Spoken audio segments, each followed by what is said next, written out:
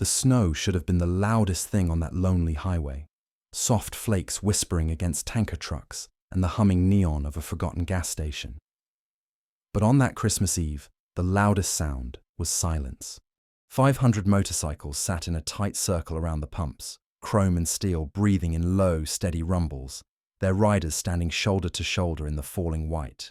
In the middle of it all, an old biker with a white beard had tears frozen into his whiskers, and a little girl wrapped in a hospital blanket was holding his hand like she was the one keeping him upright. The men in black leather vests and full-sleeve tattoos weren't there to cause trouble. They were there because a homeless 7-year-old had taken a beating to save one of their own. And what those 500 Hells Angels were about to do for her would be talked about in that county for the rest of their lives. Just a few hours earlier, no one knew Lila's name. To most people, she was just another small, shivering shape that winter swallowed without asking permission. She sat curled behind a humming vending machine, knees pulled up under a thin summer dress that still carried the ghost of warmer days. Her bare legs were turning red in the cold. Her sneakers were soaked through. She pressed her spine against the warm metal like it was a fireplace instead of a machine that sold stale chips. In her hands, she held a tattered teddy bear with one eye missing and a torn ear, the last surviving piece of the life she used to have. While the wind pushed hard against the glass doors and the fluorescent lights buzzed overhead, Lila tried to be invisible, listening to the sound of engines and men's laughter on the other side of the wall. Inside the station, the smell of burned coffee and gasoline mixed in the way only lonely places manage. An old biker everyone called Boone stood at the counter, his breath still fogging from the cold. His black leather sleeveless vest hung open over a faded thermal shirt, the Hells Angels patch, a stylized phoenix wrapped around an iron cross, spread proudly across his back. Full-sleeve tattoos wrapped both arms, a skull inked deep into the bicep that now ached in the cold. His slicked back grey hair and full white beard made kids stare at him in grocery stores every December. Tonight he just wanted to top off the tank and finish his last ride before Christmas morning. He cradled a paper cup of steaming coffee in one hand, keys in the other, thinking about the brothers he'd buried, the promises he still had to keep, and how the road always felt loneliest right before the holidays. At the far pump, a pickup truck idled, its muffler coughing sour exhaust into the cold air. 3 men leaned against it, the kind of local bullies everyone knows by voice before they know by name. Their faces were flushed from cheap liquor, their jackets stained from 100 nights just like this one. They laughed too loudly, talked too big, and moved like the entire world was a bar fight that hadn't started yet. One of them tapped a baseball bat against his boot, the hollow ring of wood on rubber carrying easily through the night. To them, this gas station didn't belong to the clerk or the company or the highway. It belonged to whoever was meanest in the moment. Tonight, they were determined it would be them. Boone pushed open the glass door with his shoulder, stepping into the wind with his coffee cradled in his big tattooed hand. He moved slowly, careful on the ice, the way a man walks after too many falls and too many years. He didn't see Lila pressed against the vending machine. He did notice the 3 men, though. You can't live long on the road without feeling trouble in your bones. Their laughter turned sharper when they saw him. The one with the bat straightened up, eyes narrowing, a mean grin sliding across his face as he watched the old biker walk by. Boone nodded once, trying to keep the peace. He'd learned a long time ago that most fights start with somebody looking for a mirror to punch. It happened in a heartbeat, and yet slow enough for Lila to see every frame. As Boone stepped toward his bike, a gust of wind caught the coffee cup, tilting it just enough. A splash of hot liquid landed on the boot of the man with the bat. Not much, not enough to burn, but enough to stain. Enough to bruise his pride. The man jerked his foot back like he'd been shot, staring at the brown blotch spreading across the leather. His buddies exploded with laughter, and something ugly snapped in his eyes. He didn't see an accident. He saw an excuse. The bat swung up, not hard yet, just a warning. "You think that's funny, old man?" He slurred, already stepping forward. Boone lifted a hand, apology in his eyes. But apologies are useless to men who live off intimidation. Before he could get a full word out, 2 of the men shoved him, one shoulder, then the other. His boots slid on the thin layer of ice, and the world tilted. He went backward into the snow with a grunt, the heavy Harley tipping with him. The bike crashed down, its weight trapping his leg awkwardly beneath it, pain shooting up his hip like fire. The air left his lungs in a rush. The snow felt suddenly colder, harder as the bat-wielding man stepped closer, towering over him. Lila watched his shadow grow longer across the white ground, the bat rising slowly until it hovered above the old biker's head. Even from behind the vending machine, she could hear the breathless chuckle ripple from the men, like this was a game. To them, his life was just another story they'd brag about later. Behind the vending machine, Lila's body shook, but not from the cold anymore. Fear crawled up her spine and wrapped around her throat.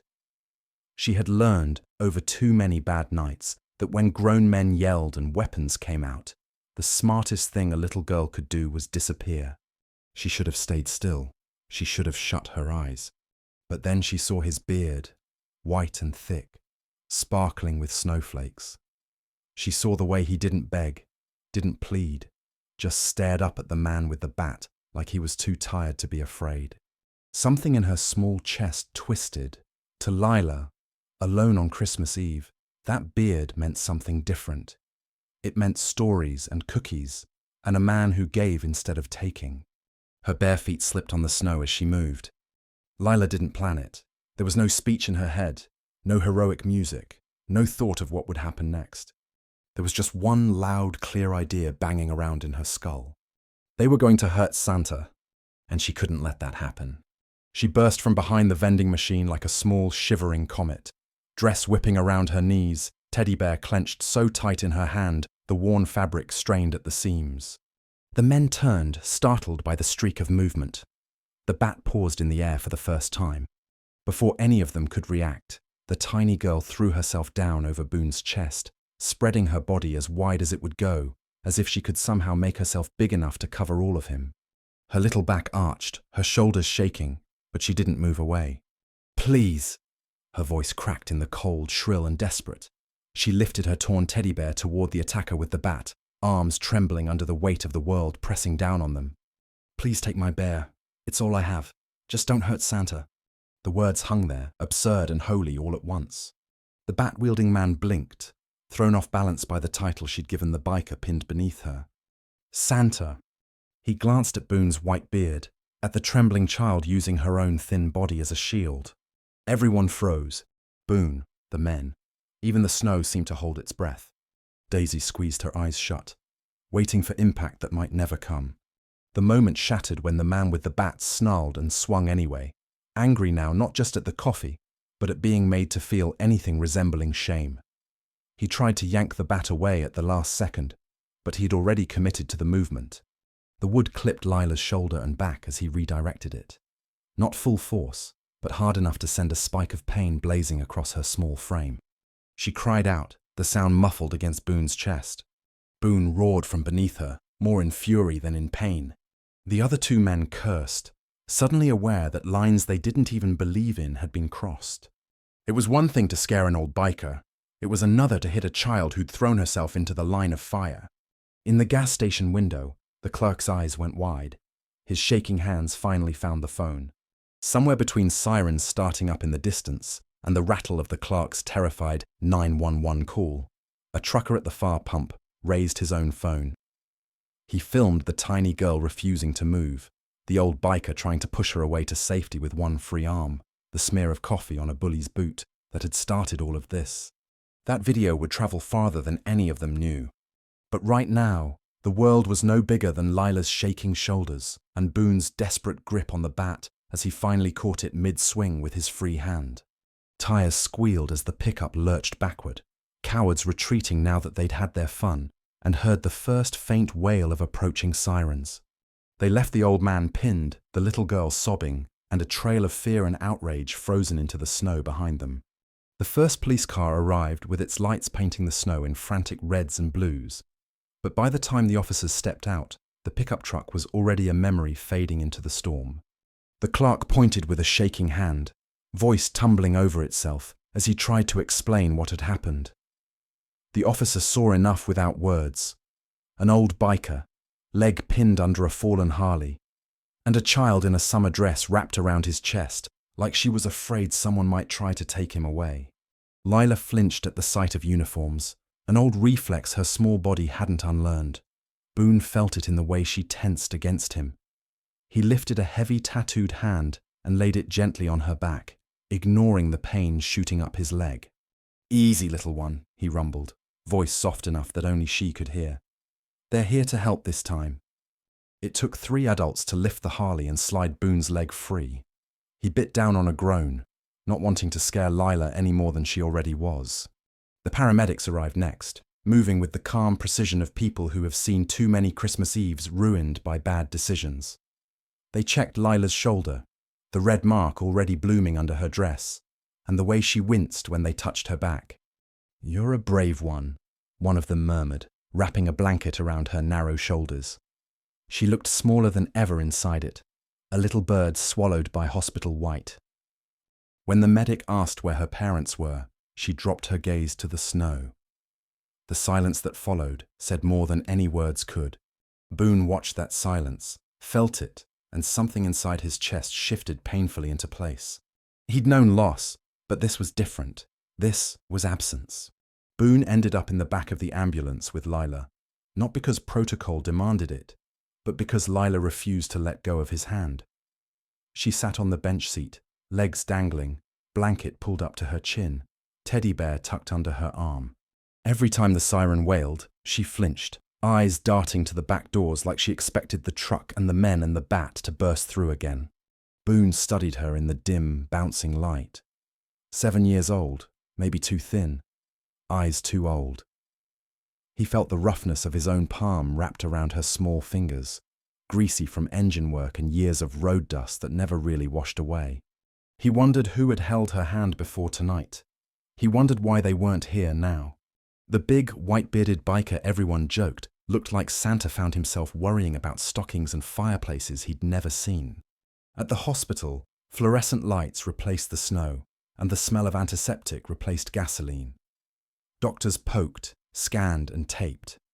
Boone's leg wasn't broken, but it would be a mess of bruises for weeks. Lila's shoulder was sprained, her back bruised, but the x-rays showed nothing broken there either. The nurses marveled at how she shrugged off questions with shy, clipped answers. "Where do you live? Who takes care of you?" "Sometimes people." "How long have you been on your own?" She stared at the floor and didn't answer at all. Social services was called because that's what the chart said should happen. But Christmas Eve piles up emergencies like dirty dishes in a sink. And somewhere between paperwork and protocol, Lila was told she might have to sleep in a waiting chair until someone could come in the morning to figure things out. Boone sat across from her, leg propped up, discharge papers crumpled in his big hand. He watched the parade of rushing footsteps and clipped voices, watched Lila shrink backward every time someone in a uniform walked by. It didn't sit right with him, none of it did. The idea that a kid who had thrown herself in front of a bat for a stranger could be left to doze upright in a noisy hallway made bile rise in his throat. He'd seen brothers take bullets for less loyalty than she'd shown tonight. He shifted in his seat, the leather of his vest creaking softly, and reached for his phone. The Hells Angels patch on his back wasn't decoration. It was a promise stitched in heavy thread. And tonight that promise was owed to a 7-year-old girl named Lila, who thought he was Santa. "Lila," he said quietly, leaning forward. She looked up, eyes still ringed with the redness of earlier tears. "I'm Boone." He tipped his head toward his beard with a small, wry smile. "I'm not really Santa, but I ride with some folks who act a lot like elves when something needs fixing." The corner of her mouth twitched, the ghost of a smile trying to be born. "Those men back there," he went on, keeping his tone steady. "They ever hurt you before? You seen them around?" She nodded, tiny and solemn. "They come by sometimes. They take things." Her fingers tightened on the teddy bear as if she expected someone to snatch that too. Boone felt it like a punch to the chest. This wasn't a one-time accident. This was a pattern, a disease in human form. And Lila had stepped between that disease and a stranger, because somewhere in her small battered heart, she still believed in something better. "Listen to me, little one," Boone said. his voice dropping into the tone he used with scared rookies and grieving widows. What you did out there, I've seen men with decades of service and steel in their veins who wouldn't have done half as much. You hear me? You were braver than all three of those cowards put together. Lila blinked, unsure what to do with praise that generous. But here's the thing, he continued. Brave or not, you don't got to do this part alone. He lifted his phone and turned it so she could see the background image. A row of leather-clad men and women, all in black, sleeveless vests with the same Hell's Angels patch, tattoos on their arms, skulls inked on biceps, faces hard, but eyes clear. These are my brothers and sisters. When one of us gets hurt, we all feel it. And when somebody saves one of us. He let the sentence hang, letting her fill in the rest. Lila stared at the photo, then at Boone's patched vest, then back at the phone. They look scary, she whispered, the honesty of a child slipping out. Boone chuckled, the sound low and warm. That's kind of the point, he admitted. Scares off the wolves. But you know what we're really good at. He leaned closer. We show up for people who don't have anyone else. We stand between bullies and the ones they think are easy to break. He tapped a finger gently against her teddy bear. And we keep promises. That's our favorite part. She chewed her lip, processing this. Are they coming here? She asked. Boone's eyes softened. They will if I call, but I won't bring them into something you don't want. So I'm going to ask you, Lila, do you want us to help? Not just with my leg or their mess out there, with you. The question seemed too big for someone so small. Lila looked around the hallway like the walls might offer an answer. Help meant attention, and attention had so rarely worked in her favor. But she thought about the pickup truck, about the men's faces when they laughed at Boone's pain. She thought about the bat kissing her back, and the way nobody came running until the clerk panicked. She thought about sleeping behind vending machines and beneath bus stop benches, counting cars instead of sheep. Slowly she nodded. I don't want to be cold anymore, she said. It came out flat, not dramatic, just a simple, exhausted truth. Boone felt his throat tighten. That was it. Not toys, not candy, not even stockings. Just warmth, safety, a place that wasn't the backside of a machine humming in the dark. All right then, he said. You just gave me all I need. Boone tapped a series of numbers. His fingers knew better than his own birthday. The call connected on the first ring. Yeah, came a gravelly voice, the background noise of clinking plates and distant jukebox telling Boone he'd interrupted someone's late-night plans. It's Boone. That alone changed the tone. The room on the other end went quieter. I'm at County General. Had a run-in at the old highway station. He paused, letting his brothers hear the strain in his voice, but not the weakness. I'm fine. Legs banged up. Bike's pissed at me. But that ain't why I'm calling. He glanced at Lila, who was watching him like each word might decide her future. We got a situation with a kid. 7 years old, no coat, no home, stepped between a bat and my head because she thought I was Santa Claus. Silence answered him, laden and heavy. On the other end of the line, someone muttered a curse under their breath, the sound more prayer than profanity. Another voice cut in. The club president, low, steady, the kind of voice that could calm storms or call them up. Run that by me again, he said slowly. Boone did, painting the gas station in clipped strokes. The spilled coffee, the boot, the bat, the shove, the fall, the little girl flying out of nowhere. The word Santa hurled like a shield. When he finished, there was no noise at all, just breathing. Boone knew what they were seeing in their heads, because he'd seen it too. Not the bat, not the men, the child, the choice. Where is she now? The president asked. Right in front of me, Boone said. Hospital's saying they'll try to find her a bed eventually. She deserves better than eventually. You said she saved one of ours? The president asked, more to the room around him than to Boone. Chairs scraped, bottles hit tables. Somewhere an engine revved. Answer without words. Listen up, the president called, voice carrying over the jukebox. Old man Boone just got his life saved by a little girl with nothing but a teddy bear and a backbone of steel. She took a hit meant for him. Christmas Eve, no coat, no home. He paused. We going to let that go unanswered? The answer rose like thunder. Back at the hospital, Boone could almost hear the engines in his imagination before they even fired up in the real world. The president came back on the line. "We're rolling," he said simply. "Local chapter first, then whoever else can make it. You keep that kid where she can see you. We're not leaving her story the way those men wrote it." Boone nodded, even though the man couldn't see him. "Appreciate you, brother," he said. "No," the president replied. "We appreciate her. She reminded us what this patch is for." When the call ended, Boone slid the phone back into his pocket and leaned forward. "Lila," he said, "you ever seen a lot of motorcycles in one place?" She blinked. "On TV," she admitted. "You're about to see it in real life," he told her. "Every single one of them is coming because of you." The stakes, once measured in seconds and the swing of a bat, grew into something larger that night. It wasn't just about one close call in the snow anymore. It was about a line in the sand between a little girl's future and the men who thought they could smash it for fun. It was about a homeless child who had given everything she had, a teddy bear and her own small body, to protect a stranger she'd mistaken for Santa. Now the Hells Angels were answering in the only way they knew how, with presents, with numbers, with a promise. Outside, the snow kept falling. But somewhere out there, engines were already rumbling awake one by one across counties and state lines. And by the time dawn was ready to light that lonely gas station again, 500 Hells Angels would be riding through the storm, not for revenge alone, but for a little girl named Lila, who had reminded them what it really meant to wear leather. Dawn didn't so much rise as creep in on that Christmas morning.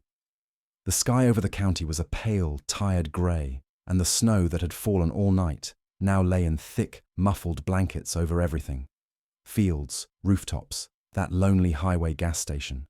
Inside the hospital, the world still smelled like antiseptic and coffee that had sat too long on the burner.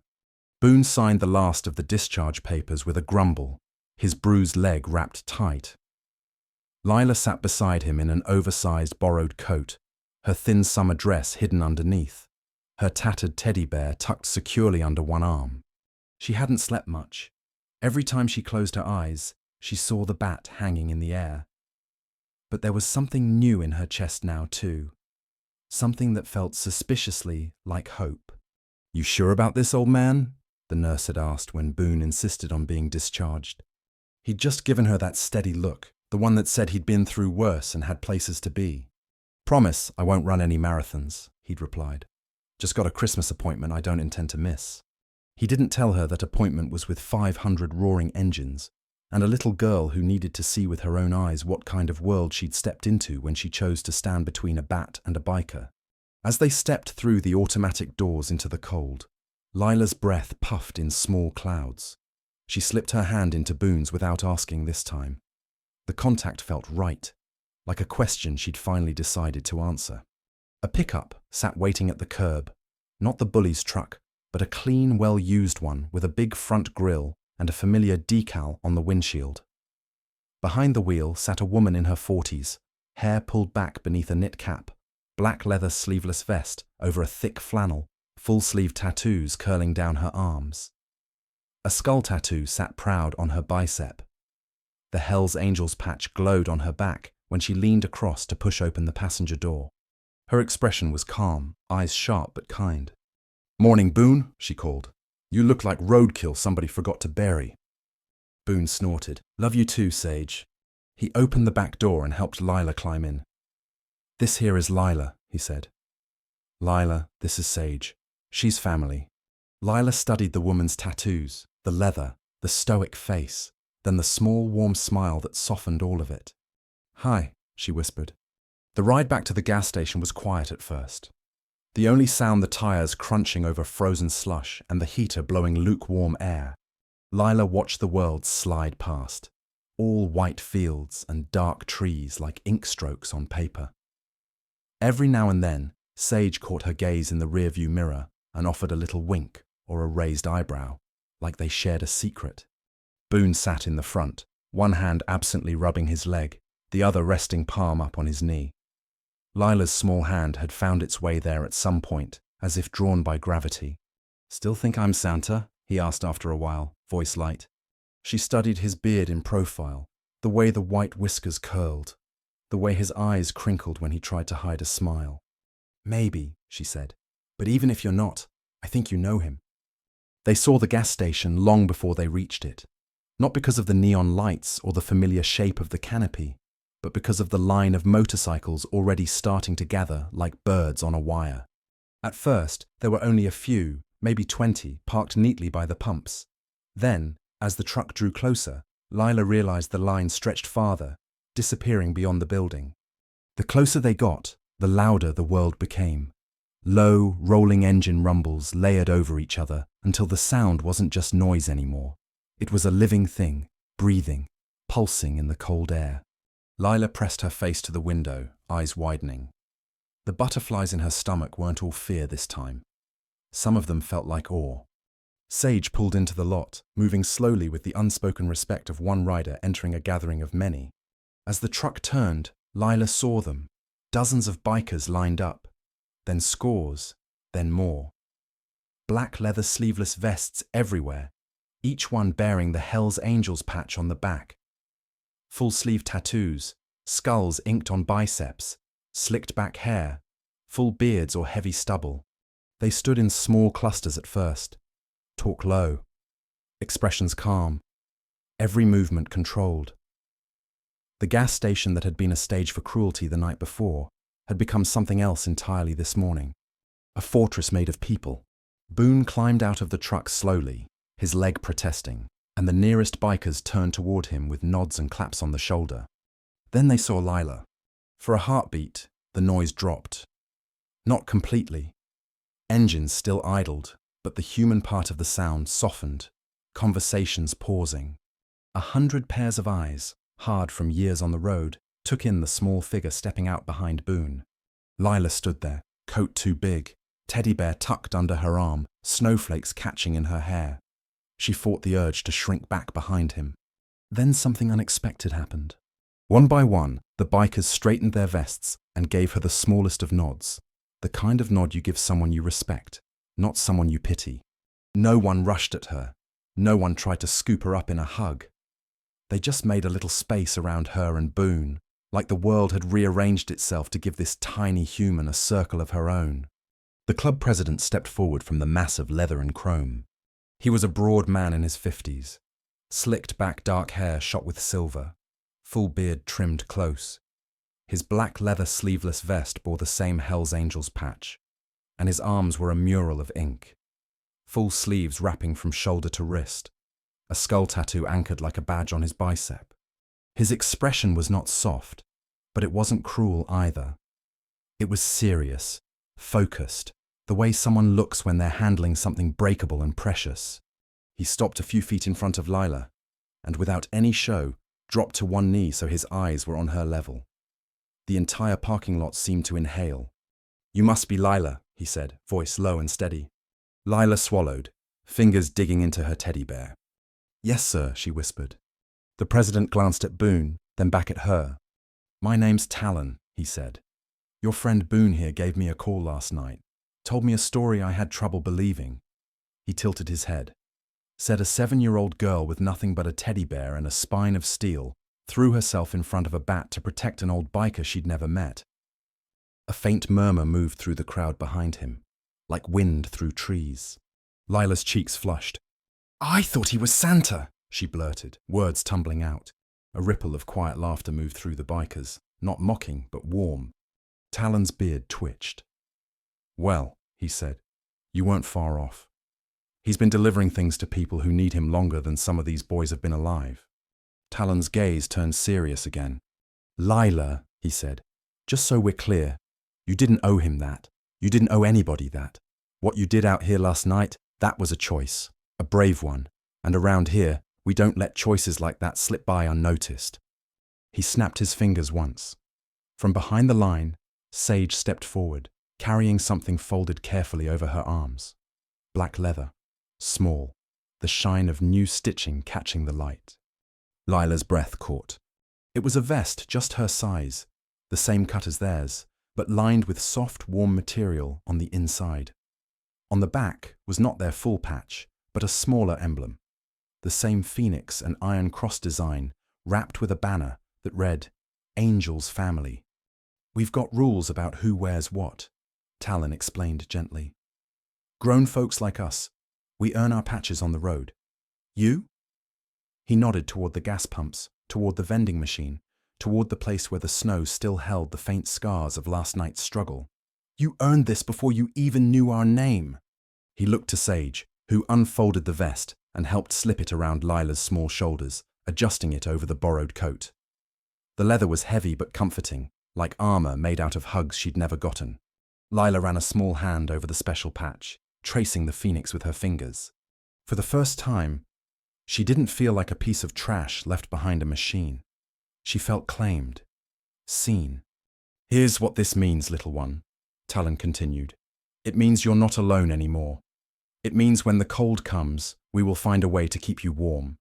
It means when bullies think they can swing bats at people like you, they'll have more than one old man to answer to."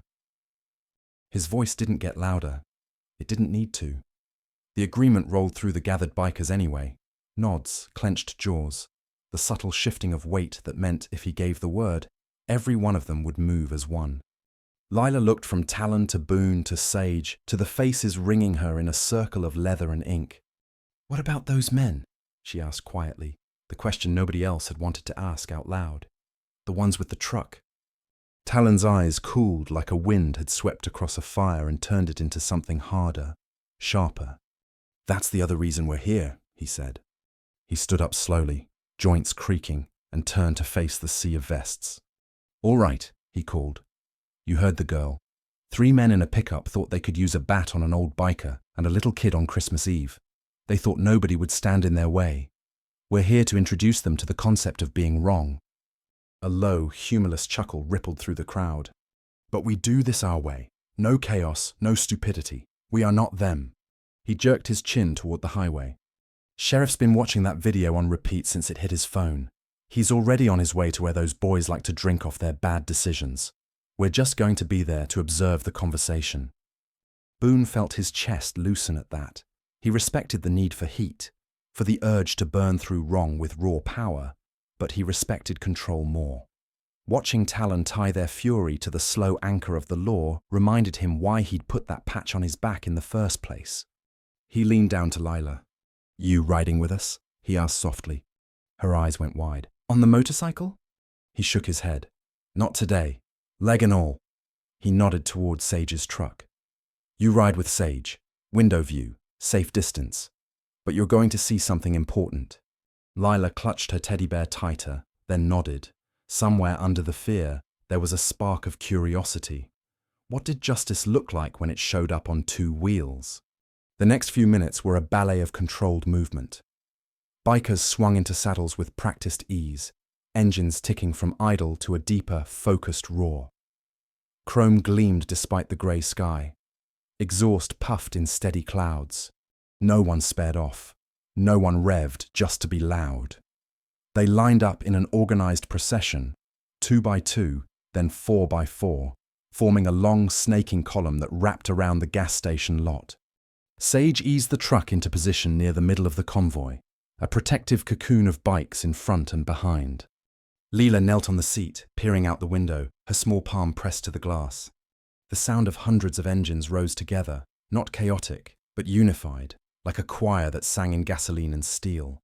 When Talon raised his gloved hand, the noise hit a brief plateau, every throttle held steady, every eye watching. He glanced back once, his gaze finding Lila through the truck window. He gave the smallest nod. This rollout was for her. Then he dropped his hand, and the column began to move. The convoy poured out onto the highway, tires crunching the snow into dark tracks that stretched behind them like a declaration. Cars pulled over as they passed, some drivers staring with their mouths open, others lifting phones to film, a few simply placing hands over their hearts as the black leather river flowed by. Somewhere in that reverent silence, Lila understood this wasn't just about punishing bad men. This was about the town seeing who really had her back. The bar where the 3 men liked to linger was the kind of place that never fully slept. Even on Christmas morning, a few regulars hunched over cheap beer and bad decisions. The 3 bullies sat near the back, nursing sore heads and swollen egos. One of them scrolled through his phone, stiff fingers jittering. "Look at this," he slurred, turning the screen toward the others. The video the trucker had taken was already circulating, gaining views by the minute. Comments poured in from strangers, calling them monsters, cowards, worse. Each insult landed like a tiny stone tapping against a glass they hadn't realized was fragile. "It was just a joke," one muttered defensively. The others nodded too quickly. They were still telling themselves that when the first distant rumble shook the windows. At first, the bartender thought it was a plow truck. Then the glasses on the shelves began to hum. The rumble grew layer by layer until it was less a sound and more a pressure you felt in your teeth. Conversations died mid-sentence. Someone reached for the TV remote, thinking maybe a storm warning was about to flash across the screen. Instead, light flared from the front windows. Dozens, then hundreds of white beams cutting through the grey. A patron near the door pushed aside the curtain and froze. You boys might want to see this," he said, voice hollow. The three bullies shuffled forward, the smugness draining from their faces as they took in the sight. The parking lot was filled edge to edge with motorcycles. Hell's Angels stood in a wide horseshoe around the bar's entrance, black leather sleeveless vests, a wall of inked muscle, and quiet intent. No one shouted, no one beat on doors or rattled chains. They simply waited, engines idled at the edges, the sound a constant low growl. At the open end of the horseshoe, Talon stood with Boone at his side, Sage just behind them. Boone leaned on a cane he'd acquired somewhere between the hospital and here. But he stood straight, the white beard Lila had mistaken for Santa's catching the thin light. From the cab of Sage's truck, parked near the road, Lila watched with wide eyes. Sage had rolled the window down just enough for her to hear, just enough for the cold air and the reality of what was happening to sink in. The bar's door creaked open.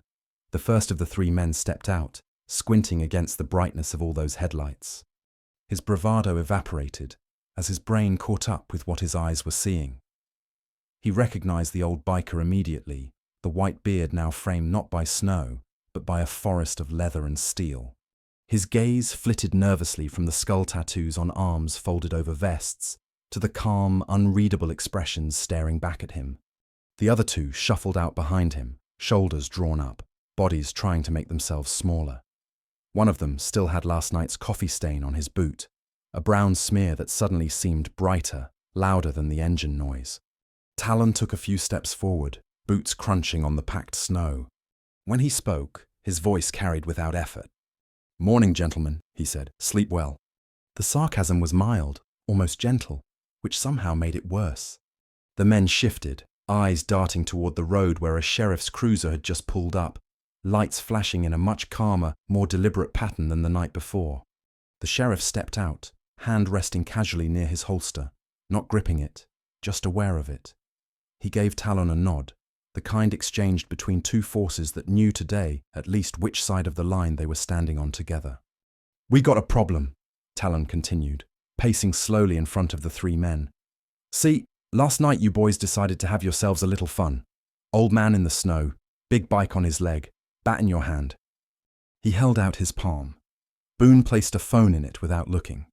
Talon tapped the screen and the gas station scene lit up for everyone to see. The trucker's shaky footage, the shove, the fall, the bat rising. Then Lila. A streak of bravery in a summer dress, her tiny body covering bare. Her voice cracking on the words, "Just don't hurt Santa." The recording played on a portable speaker, her plea floating over the assembled crowd like a prayer someone had forgotten to answer. The three men stared at it, color draining from their faces. "Now, we're not here to talk about spilled coffee," Talon said when the video ended. "We're here to talk about lines. There are a lot of lines in this world. Some are painted on roads. Some are written in law books." He jerked his chin toward the sheriff, who stood with arms folded, listening. "And some are the ones decent human beings don't cross, whether anyone's watching or not."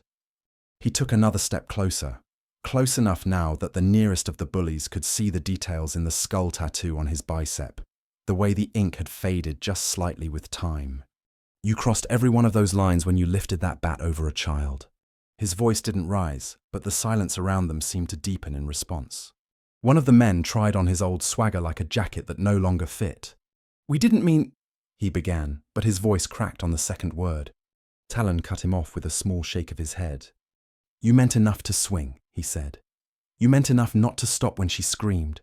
You meant enough to drive away and leave a little girl sobbing in the snow because you couldn't handle a coffee stain on your boot." He angled his head toward the stain again. "That right there? That's the cheapest thing that's ever cost you this much." The sheriff stepped forward now, voice like gravel smoothed by years of patience. "Boys," he said, "I've got charges so straightforward a rookie couldn't mess them up. Assault, child endangerment, leaving the scene of an injury. Might be more by the time the DA is done." "That video?" He nodded toward Talon's phone. "That's the kind of evidence lawyers drool over." One of the men swallowed hard, the movement visible even at a distance. His eyes darted toward the bikers, then back to the sheriff. "But before we get to the paperwork," Talon added, "there's one more piece of business." He turned his head slightly, looking toward Sage's truck. "Lila," he called, voice instantly softer. "Sweetheart, you mind stepping out for a minute?" Sage's door opened first. She hopped down, then helped Lila out of the passenger side. The little girl's new leather vest peeked from under her coat, the Angel's family patch bright against the dark. The entire line of bikers subtly shifted, making room without breaking formation, creating a clear path between Lila and the men who'd swung the bat. Boone stepped up beside her, his hand hovering near her shoulder. Not pushing, not pulling, just there if she needed it. Lila's legs felt shaky, but she walked anyway, each step leaving small prints in the snow. When she reached Talon's side, he crouched slightly so he wouldn't tower over her. "Lila," Talon said gently, "these are the men from last night." The three bullies couldn't quite meet her eyes. Their faces were pale. All the bravado drained out, leaving something raw and uncomfortable behind. "They're about to go with the sheriff," Talon continued, "to answer for what they did. Before they do, you got something you need to say to this child." For a long moment, no one spoke. Then the man with the bat finally lifted his head. His voice, when it came, was rough and small. "I'm sorry," he muttered. Talon's eyebrow rose. "Didn't quite catch that," he said. "Sounded like your courage got stuck in your throat." The sheriff didn't smile, but there was a glint of something like approval in his eyes. "Knees," he said quietly.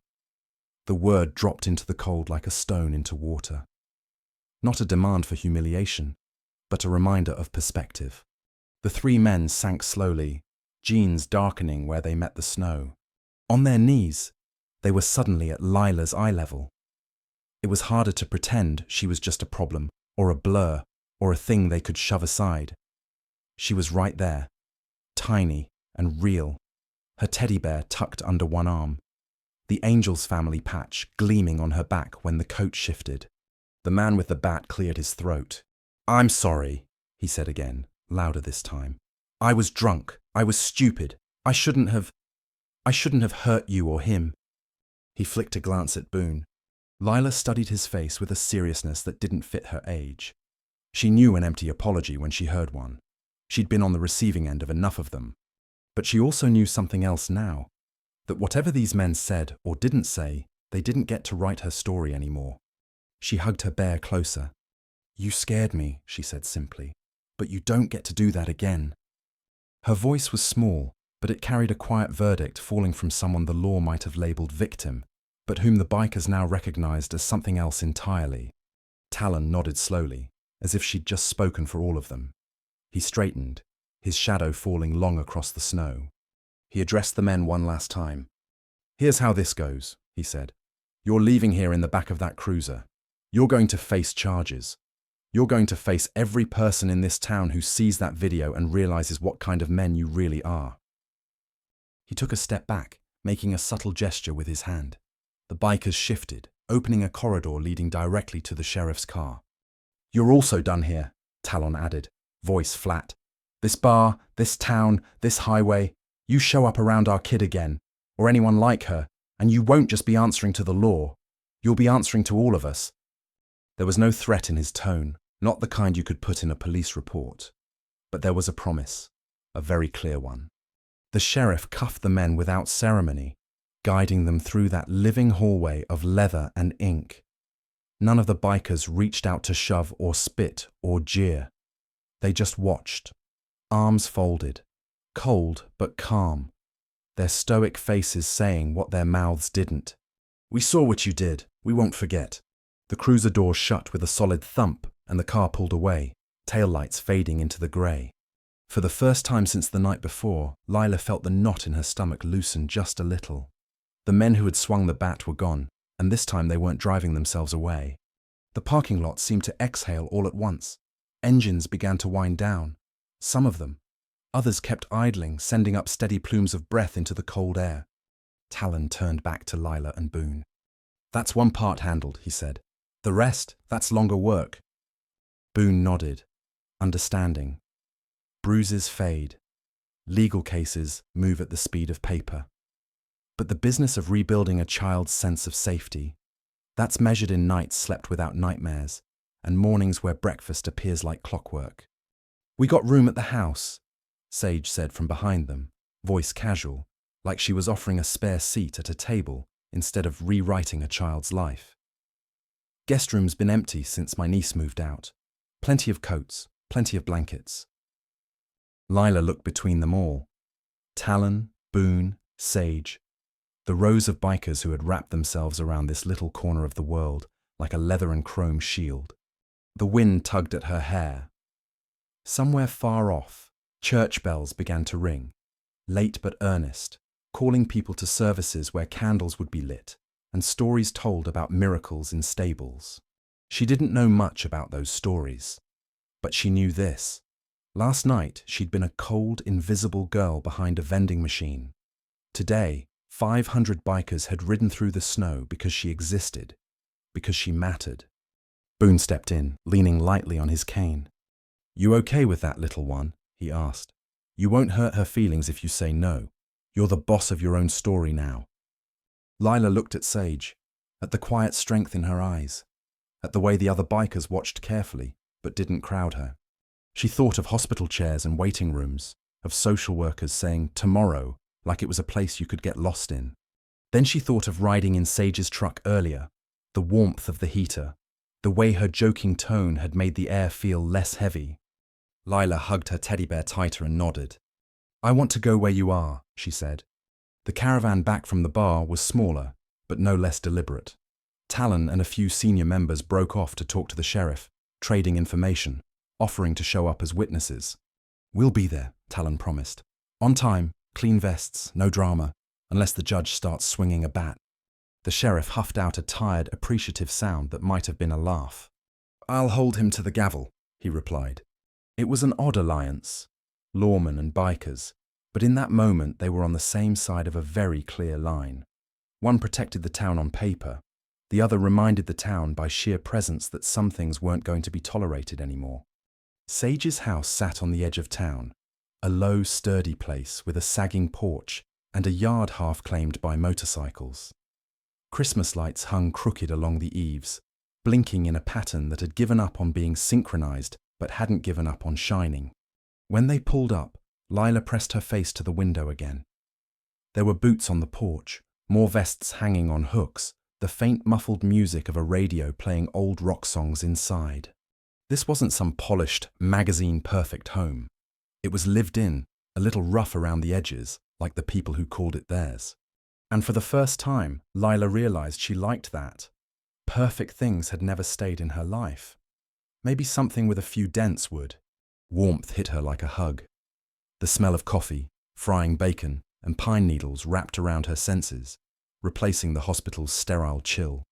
A scraggly Christmas tree leaned slightly in a corner, covered in a mix of old ornaments and a few hand-drawn ones from visiting kids. A dog with more enthusiasm than coordination skidded across the floor to sniff Lila's shoes, tail wagging furiously. "That's Tank," Sage said. "Don't let the name fool you. He's more rug than guard dog." Lila giggled despite herself as the dog leaned heavily against her legs, demanding head scratches. Tank made up his mind in an instant. This small human was his now. "Come on," Sage said, nodding toward a short hallway. "Got something to show you." Lila followed, the dog trotting behind. Sage pushed open a door with a hand-painted sign that read, "Guest." The room inside was simple. A bed with a patchwork quilt, a small dresser, a lamp shaped like a motorcycle, a window that looked out over the yard where bikes slept under their dustings of snow. There were a couple of stuffed animals on the pillow that had seen better days, but still had some hugs left in them.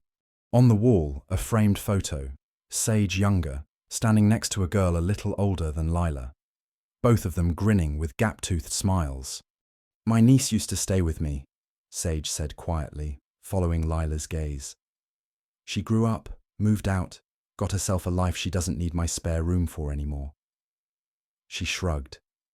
"I didn't have the heart to pack it all away. Felt like this room was waiting on somebody." She looked down at Lila. "Think maybe it was waiting on you?" Lila stood in the doorway, too overwhelmed to step in at first. Her whole life had been built on the understanding that anything she touched might be taken away. The idea that this space, this bed, this lamp could be hers, even temporarily, felt unreal. "Can I sleep here?" she asked, as if the invitation might have been a trick. "I'm sure," Sage said. "We'll talk with the folks we got to talk to, judges, social workers, all that. Nobody's just going to scoop you up and disappear with you. But tonight—" She pointed at the bed. "Tonight, that's yours." Lila walked in slowly like the floor might vanish. She set her teddy bear on the pillow, then after a moment picked it up and placed it in the middle of the bed instead, like he was testing it out. She tugged off her shoes, toes curling in the soft rug. When she looked back at Sage, her eyes were shiny. "It's warm," she said, as if that were the most important metric. For her it was. Later, as the day stretched into afternoon, the house filled with a rotating cast of bikers. They came in shifts, dropping off things like they were making deliveries on Santa's forgotten route. One brought bags of groceries, eggs, milk, pancake mix, fruit. Another carried in boxes of kids' clothes from his own daughter's too small pile. Someone else showed up with a thick winter coat just Lila's size, soft and lined, still smelling faintly of cedar from storage. Boone arrived with a carefully wrapped box under his arm. When Lila opened it, she found a brand new teddy bear inside, soft and plush, with two bright button eyes. She picked the new bear up, testing its weight in her arms, then looked over at her old one. Threadbare, torn, one eye missing. For a moment, her face crumpled. Sage knelt beside her. "You don't have to choose," she said gently. "You can keep both. Old life, new life, one doesn't erase the other." Lila nodded slowly, relief washing across her features. She tucked the new bear under one arm and the old one under the other, as if refusing to leave any piece of herself behind. Boone watched from the doorway, leaning on his cane, and that tightness in his chest eased a little more. This, he thought, is what it's supposed to look like when bikers show up. Not just roaring engines and stared-down bullies, but full cupboards and full arms. Weeks passed. Snow melted into slush and then into puddles. Court dates were scheduled, then rescheduled, but they came eventually, as courts always do. The men from the bar stood in front of a judge, faces drawn, charges read aloud.